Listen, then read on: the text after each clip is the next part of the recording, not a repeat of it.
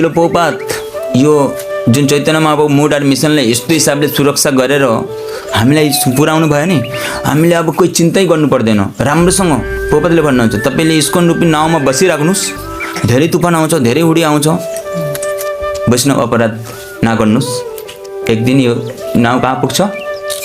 गोलोक वृन्दावन। तपाईँले थाहै हुँदैन, अचानक आइपुग्छ। ल ल झर्नुहोस् यहाँ होइन, ल ल झर्ने ठाउँ आयो भने झर्ने बित्तिकै हेर्नुहुन्छ त्यहाँ यम श्याम सुन्दरम अचिन्त गुणस्वरूपम गोविन्दम आदि पुरुषम तमहम भजामि।